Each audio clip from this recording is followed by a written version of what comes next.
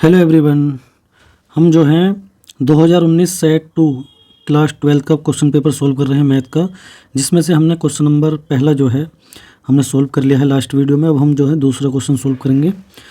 Question number दूसरा आपको लिखा हुआ दिखाई दे रहा होगा। ये क्वेश्चन नंबर निम्नलिखित खंडों को हल करना है। इसमें भी आपके 4-5 खंड दिए गए हैं। इसमें प्रत्येक क्वेश्चन जो है एक ही नंबर का है। ठीक है, तो चलिए शुरू करते हैं। तो सिद्ध करना है इसमें हमें इसको सिद्ध करना है। ठीक है, तो चलिए करते हैं। माना की जगह लेट लिख सकते हैं आप। इसमें लेफ्ट हैंड साइड से राइट हैंड साइड ला दो या राइट हैंड साइड से लेफ्ट हैंड साइड। ठीक है, तो इसे सिद्ध करते चलिए। लेफ्ट हैंड साइड को हम क्या कर लेते हैं, कुछ मान लेते हैं। कोस इनवर्स माइनस एक्स को हमने थीटा मान लिया। ठीक है, यहाँ से जब थीटा मान लिया तो हम क्या करेंगे, माइनस एक्स की वैल्यू निकालेंगे। तो माइनस एक्स की जो वैल्यू है कोस राइट साइड में जाएगा तो क्या हो जाएगा, कोस थीटा हो जाएगा ये। अब यहाँ से जो है माइनस से मल्टीप्लाई कर दो, यानी ये वाला माइनस इधर पहुँचा दो तो ये ऐसा हो जाएगा। ठीक है, हमें दिखाई दे रहा है यहाँ पर pi minus cos inverse x लिख दिया। तो हम ये फॉर्मूला जानते हैं, कोस 180 माइनस थीटा जो होता है वो माइनस के कोस थीटा होता है। ये दूसरे चतुर्थांश की बात चल रही है। पाई यहाँ होता है, पाई/2 यहाँ और 0 यहाँ। तो दूसरे चतुर्थांश में साइन और कोसेक ही प्लस होते हैं, बाकी सब माइनस के होते हैं। तो 180 में से जब कुछ घटाएंगे तो दूसरे चतुर्थांश में आएंगे हम। दूसरे में जो है कोस कैसा हो जाएगा, प्लस का। तो हम इसकी जगह पे ऐसा लिख सकते हैं क्या, कोस 180 माइनस थीटा यानी पाई माइनस थीटा लिख सकते हैं ऐसा। ठीक है, क्योंकि कोस 180 minus theta minus cos theta होता है, यानी ये आ जाएगा। ठीक है, इसके बाद क्या करते हैं हम, कोस को लेफ्ट साइड ले आओ। कोस जब लेफ्ट साइड आएगा तो कोस इनवर्स एक्स हो जाएगा। ठीक है, ये हो जाएगा पाई माइनस थीटा। अब थीटा की जो वैल्यू है जो हमने माना था जहाँ से, उसकी वैल्यू यहाँ से पुट कर देंगे तो ये आ जाएगा कोस इनवर्स एक्स बराबर पाई माइनस, इसकी जगह आ जाएगा कोस इनवर्स माइनस एक्स।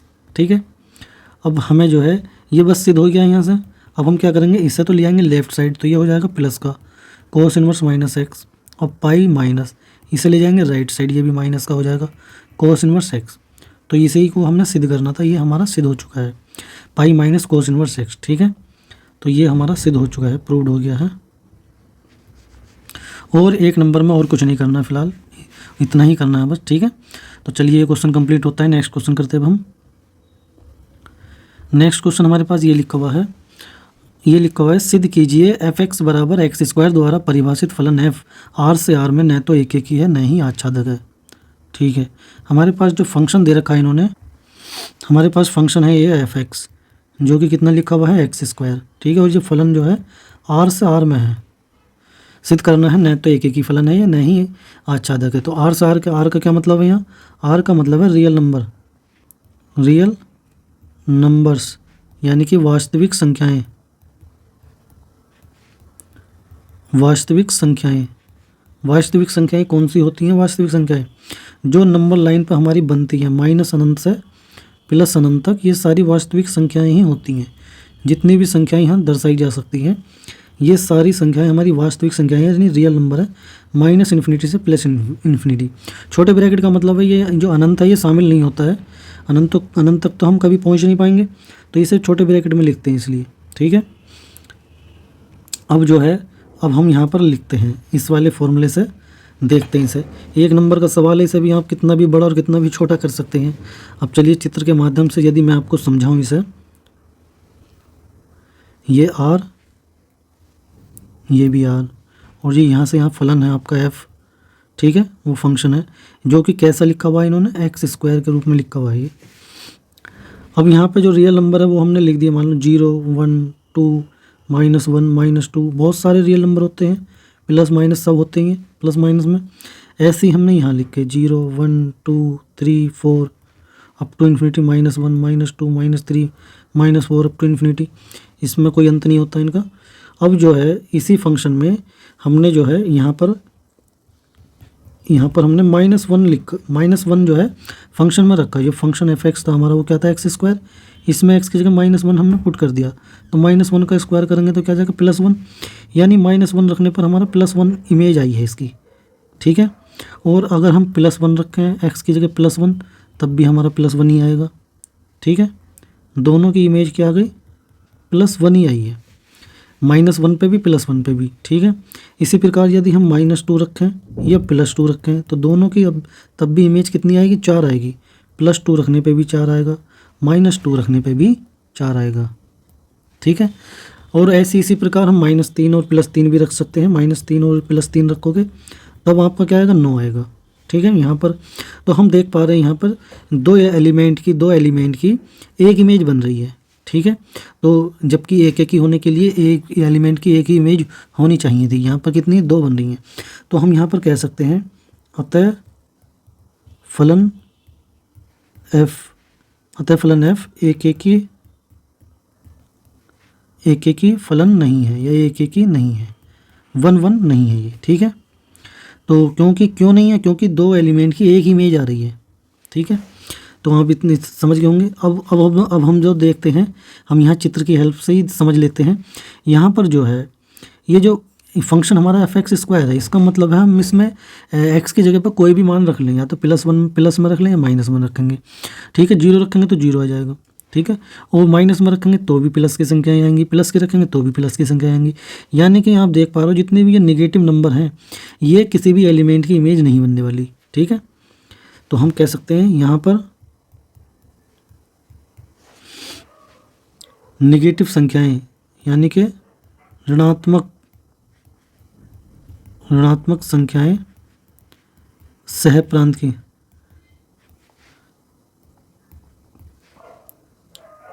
ऋणात्मक संख्याओं या संख्याओं, यहाँ संख्याओं लिखो, चलो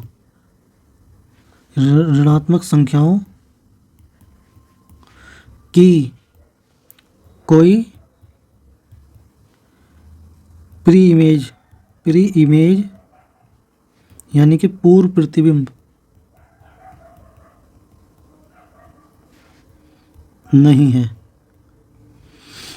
यहाँ पर आप देख पा रहे हो जितने भी नेगेटिव संख्याएं थी सह प्रांत में, इस वाले में सह प्रांत में आपकी जितने भी नेगेटिव संख्याएं उनकी कोई प्री इमेज नहीं है। जब पूर्व प्रतिबिंब नहीं है आपका तो हम कह सकते हैं अतः फलन ये जो है आच्छादक भी नहीं है। अतः कह दो या तब कह दो, ठीक है। अतः या तब, चलो तब लिख दो, तब फलन f आच्छादक भी नहीं है, ठीक है।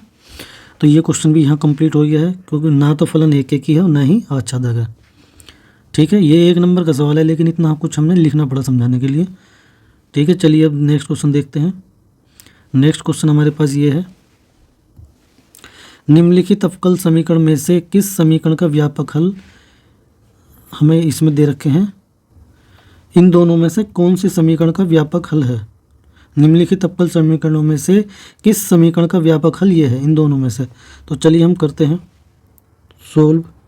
हमें जो दिया है व्यापक हल इसी से करते हैं, y बराबर c1 e⁻x plus c2 e⁻x, समीकरण नंबर 1, ठीक है। अब हमारे पास जो जितने ये यहाँ पर जितने कांस्टेंट हैं इन्हें बोलते हैं स्वेच्छाचार या आर्बिट्रेरी कांस्टेंट। तो ये c1 और c2 2 हैं, इसका मतलब है कि हमें जो है इसका 2 बार अवकलन करना पड़ेगा। तो 2 बार अवकलन करेंगे, ठीक है।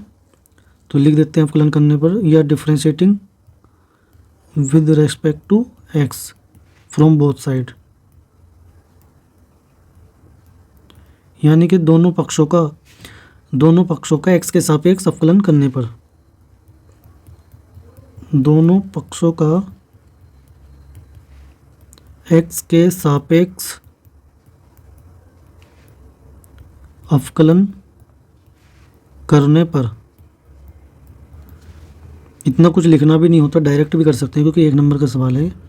तो अब करते हैं। तो पहले आएगा dy/dx बराबर c1 तो कांस्टेंट है e⁻x का फलन e⁻x प्लस c2 कांस्टेंट ही हमारा पास ये, और e⁻x का e⁻x, लेकिन ये तो -x है, यानी e⁻x का e⁻x होता है ना, यहाँ पर -x है, तो -x का करेंगे x के सापेक्ष तो क्या आ जाएगा -1, यानी कि ये आएगा dy/dx की जो वैल्यू आ गई वो आ गया आपके पास c1 e⁻x minus c2 e⁻x, ये समीकरण नंबर 2 कह सकते हैं। अभी एक बार और करना पड़ेगा, तो पुनः x के सापेक्ष अवकलन करने पर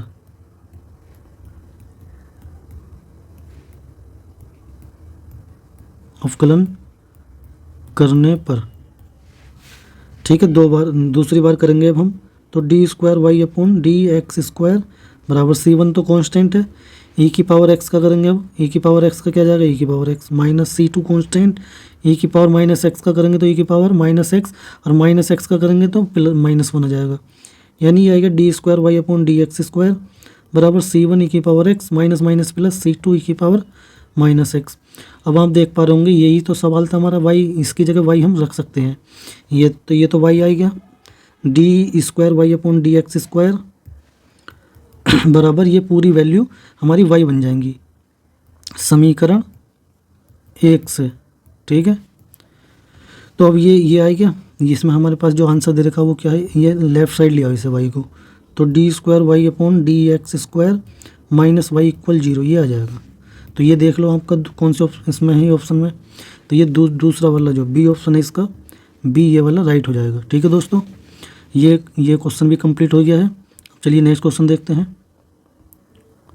नेक्स्ट क्वेश्चन हमारे पास ये है, जांच कीजिए कि फलन एफ एक्स बराबर 0 पर सतत है यानी कंटिन्यूस है। तो ये हमें चेक करना है, तो हम चेक करेंगे। तो यहाँ पर जो ए का मान है यहाँ पर 0 ए आ जाएगा, और जो फंक्शन है आपका ये दे ही रखा है कितना है, एक्स स्क्वायर। इसके बाद हम निकालते हैं यहाँ पर right hand limit. Right hand limit का फॉर्मूला है limit as tends to 0 f a plus h. ठीक है, एफ ए प्लस एच। तो हमारी जो राइट हैंड लिमिट ए का मान है पहले वो पुट करेंगे, ए का मान तो यहाँ 0 है, तो 0 plus h, 0 plus h, 0 plus h का मतलब एच ही हो गया, limit H tends to 0 f h. अब हमारे पास जो एफ एक्स वाला फंक्शन है ये, इसमें एक्स की जगह पर क्या पुट करेंगे हम, एच।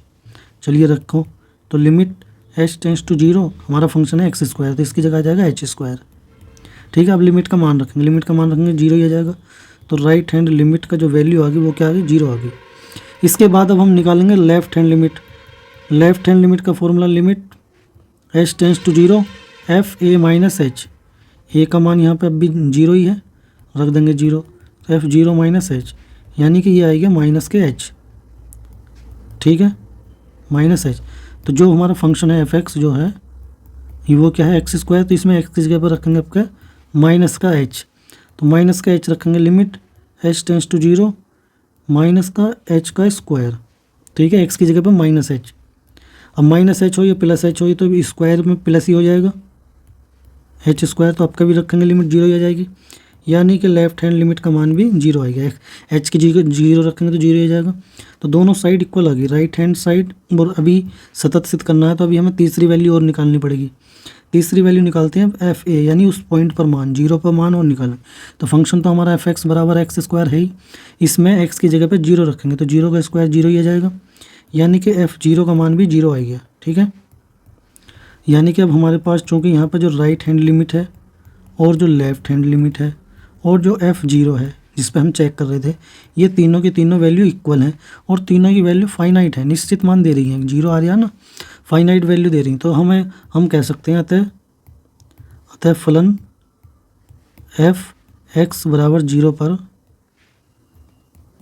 सतत है यानी कंटिन्यूस है। ठीक है, ये यहाँ पर फलन आपका सतत हो जाता है। तो ये क्वेश्चन भी कंप्लीट हो गया है। इसके बाद देखते हैं हम नेक्स्ट क्वेश्चन हमारे पास ये है, और ये क्वेश्चन जो है इस वाले क्वेश्चन नंबर 2 का लास्ट क्वेश्चन है ये। ठीक है, तो चलिए इसे भी करते हैं। हमें दे रखा है ए और बी दो घटनाएं हैं जो कि इस प्रकार हैं, पी ए बराबर दे रखा है ये P A upon B equal दे रखा है पी बी अपॉन ए, जो जिसकी वैल्यू नॉट इक्वल टू 0 है, किसी की भी मान 0 के बराबर नहीं है। तब निम्न में से घटनाओं के बारे में हम सही चयन क्या कीजिए, यदि पहला ऑप्शन सही है, दूसरा सही है, तीसरा कौन सा सही है। तो हम जानते हैं क्या, पी ए अपॉन बी का जो फॉर्मूला होता है वो क्या होता है, पी ए इंटरसेक्शन बी बटे पी बी होता है। ठीक है, ये फॉर्मूला होता है, तो पहला फॉर्मूला लिख लेते हैं हम। ठीक है, पी ए अपॉन बी का जो फॉर्मूला होता है वो होता है P A intersection B upon P B. ठीक है, इसी प्रकार पी बी अपॉन ए का वैल्यू फॉर्मूला क्या जाएगा, P B intersection A upon P A. ये दो फॉर्मूले होते हैं इनके।